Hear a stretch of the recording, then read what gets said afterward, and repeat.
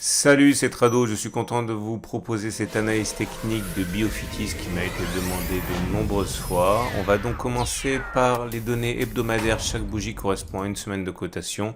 En fait, depuis la dernière vidéo produite il y a quelques semaines, cette zone n'a absolument pas changé. On a toujours une zone de support hebdomadaire à 0,29-0,63 euros. C'était une zone de résistance qui a été cassée et qui a donc changé de polarité et on voit la manière dont les cours rebondissent dessus. Et on a une zone de résistance hebdomadaire, c'est cette zone ici énorme, comprise entre 1,58 et plus. Toute incursion à l'intérieur de cette zone sera compliquée pour les acheteurs, car encore une fois, c'est une zone obstacle. En tout cas, la tendance elle-même, elle est haussière. On est au-dessus de la M20 qui monte, au-dessus de la M50 qui monte. Donc la tendance générale et la tendance de fond sont toutes les deux haussières. On peut peaufiner maintenant en regardant les données journalières. Alors sur ces données journalières, on voit déjà par transparence les zones qu'on a mentionnées, on en est relativement éloigné. Ce qui est sûr, c'est que quand on arrivera ici, il faudra se méfier. Et quand on descendra ici, il risque d'y avoir des mouvements acheteurs. Pour l'instant, on est à mi-chemin dans une tendance qui est haussière avec la M20 qui monte et la M50 qui monte également. Là, et la tendance est haussière aussi, donc sur les unités de temps journalières, ce qui signifie qu'il y a normalement plus de chances pour que l'on continue de monter plutôt qu'on ait fini de monter, puisque la tendance, elle est haussière. Alors, dans ces conditions, on a un support qu'il faut identifier, car si on revenait là-dessus, ça pourrait être l'occasion pour beaucoup de traders de raccrocher leur wagon au train. Donc un retour dans cette zone sera sans doute mis à profit par de nombreux acheteurs expérimentés pour acheter, comme un retour éventuel sur la zone de support hebdomadaire, je le répète. Par contre, à la hausse, on a également une stratégie. Si on arrive à se hisser et à clôturer au-dessus de la résistance ici, eh bien, cette situation serait sans doute propice à l'achat pour de nombreux traders. Alors maintenant, le problème, c'est que quand on fait du trading, il ne s'agit pas simplement de savoir ce qu'il est probable qu'il se passe, il s'agit surtout de trouver des stratégies qui ont du sens. Il faut, je vous rappelle, si vous êtes débutant, avoir un ratio gain-risque supérieur à 1 idéalement. C'est-à-dire que si on considère que vous allez avoir raison une fois sur deux, eh bien, il faut s'arranger pour gagner plus quand on a raison que l'on ne perd quand on a tort. Clairement, ça veut dire que là, sur le niveau actuel, il est délicat d'acheter. Si vous avez déjà du Biofitis en portefeuille, il n'y a aucune raison de vendre. Mais par contre, si vous désirez en acheter maintenant, c'est peut-être pas la meilleure des solutions parce que votre objectif avant de rencontrer les premières difficultés, ce serait des 12,5%. Il risque d'avoir des difficultés sur cette résistance. Par contre, si vous voulez mettre un stop, c'est-à-dire une vente avec prise de perte, eh bien, il faut le mettre normalement en dessous d'un support journalier. Ça veut dire le mettre en dessous des 0,67. C'est-à-dire que, encore une fois, pour être logique, il faudrait accepter de perdre 42%. Vous avez compris que ce n'est pas forcément un bon ratio gain-risque. Donc, on a trois solutions, je l'ai dit. Première solution, on ne fait rien si on n'en a pas. J'ai répété que si vous je répète que si vous en avez en portefeuille, je suis pas en train de dire qu'il faut vendre, au contraire. Mais si vous n'en avez pas en portefeuille, la première des solutions, c'est d'attendre que l'on passe l'obstacle.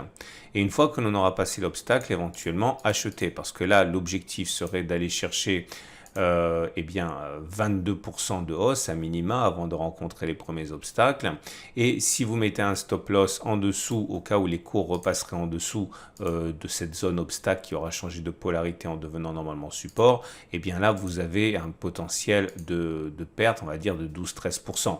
C'est beaucoup, mais c'est pas grand chose par rapport au potentiel de gain. Le ratio gain-risque qui est super. Je vous rappelle que vous pouvez trouver par incrustation à la fin de cette vidéo, la manière dont je place mes stops si vous n'y arrivez pas. Ça, c'est la première des solutions, mais ça implique du coup que vous soyez un petit peu patient. Deuxième solution, eh bien, vous attendez que l'on revienne sur le support. Si on revient sur le support et que vous achetez, vous aurez la possibilité également d'avoir un ratio gain-risque important. Par exemple, en mettant un stop à 21%, 20% et un objectif à 50%, vous avez un ratio gain-risque supérieur. Alors bien sûr, perdre 20%, c'est jamais joyeux, mais il faut adapter bien sûr la taille de la position au fait que vous risquez de perdre 20%.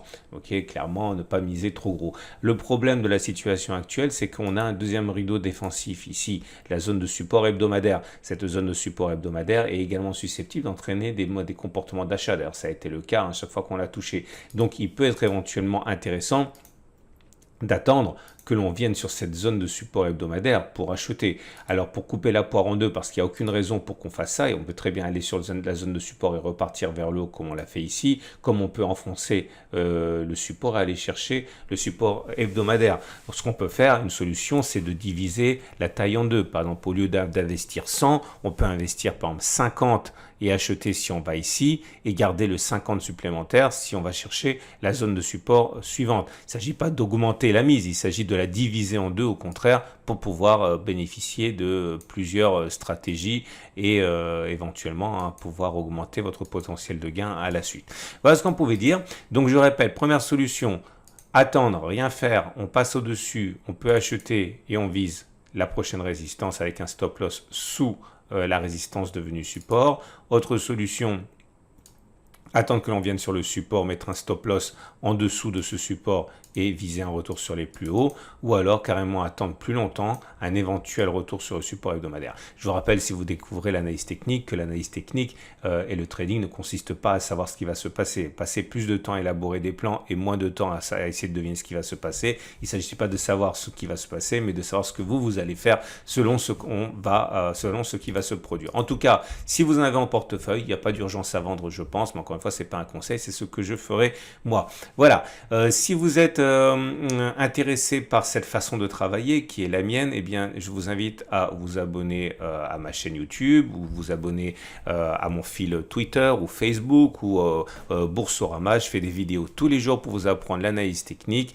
Vous trouverez d'ailleurs à la fin de cette vidéo d'autres vidéos pour continuer d'apprendre. Voilà, à très vite pour une autre analyse technique.